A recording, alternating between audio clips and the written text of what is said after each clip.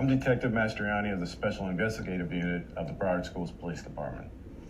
My name is Ron Bradley, an Area Security Manager.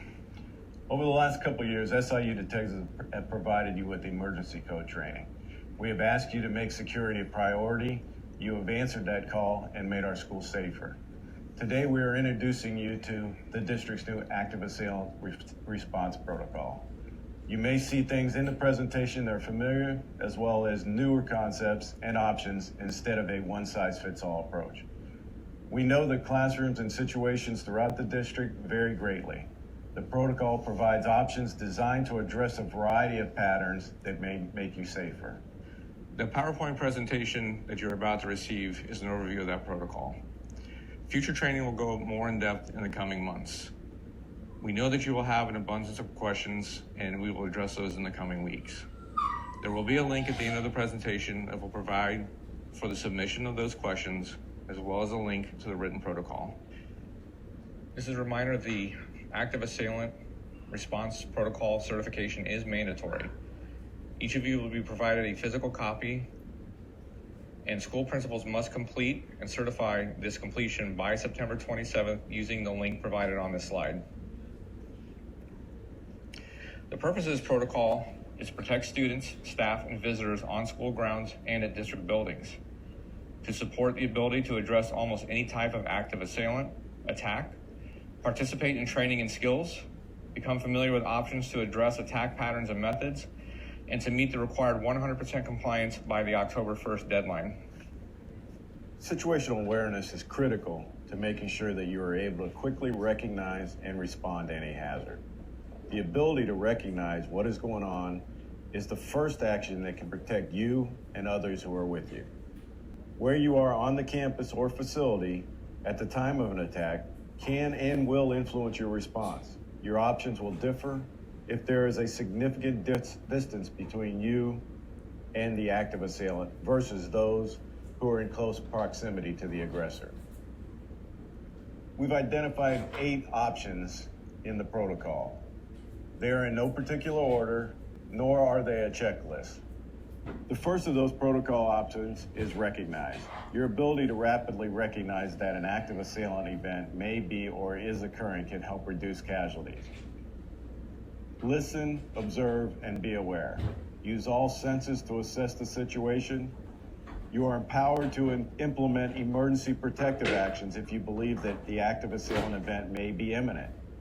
Remember, based on district policy, anyone may initiate a code red. The next option is warn. If you are able to warn others in the immediate area and or in other areas while you take actions to protect yourself, doing so may save lives. Listen, observe, and act. Use all senses to assess the situation, alert and notify others in the immediate area, and dial or text 911.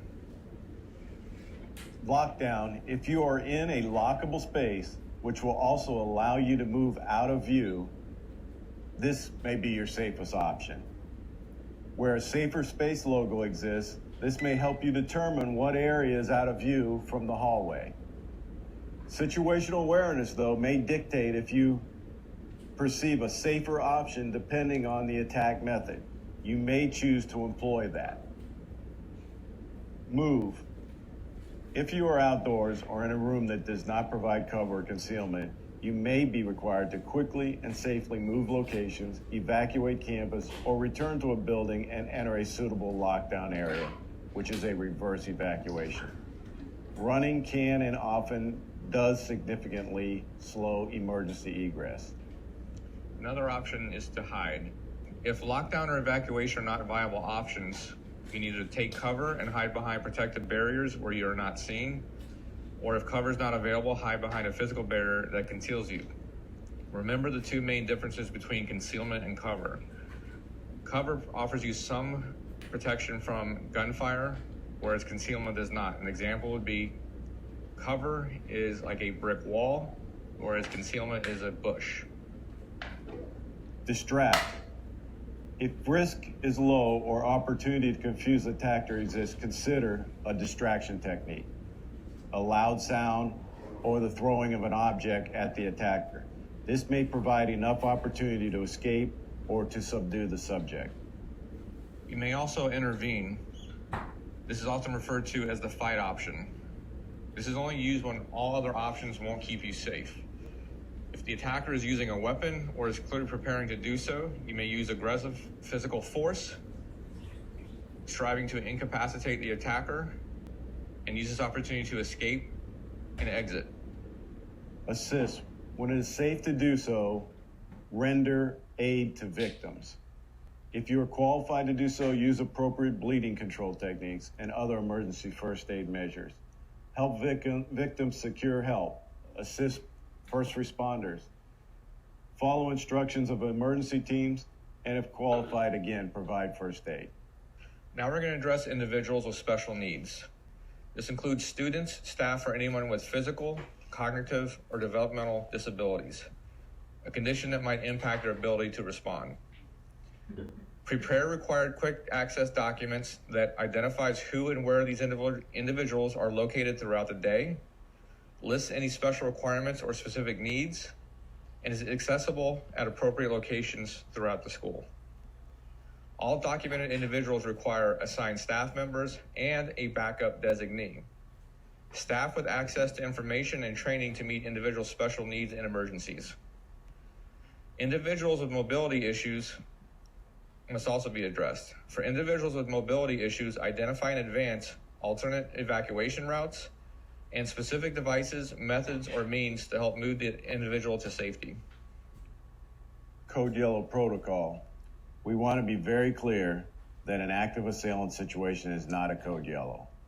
All active assailant situations are a Code Red protocol.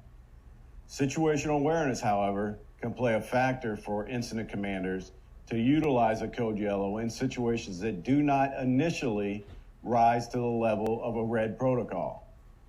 If subsequent indications require an escalation from a yellow to a red, this can be done in a quicker, more seamless manner if a Code Yellow is employed first. This concludes the active assailant protocol training. We thank you for your participation in making our school safer. Please utilize the link at the end of this presentation for any questions. We anticipate further training on this topic in the coming months. Please stay safe and have a good school year. What we have just covered was an introductory summary of the new Broward County School District Active Assailant Response Protocol. The complete protocol should be reviewed by all employees as it contains far more detail than this short presentation. For easy reference, the link to the full protocol is being provided here.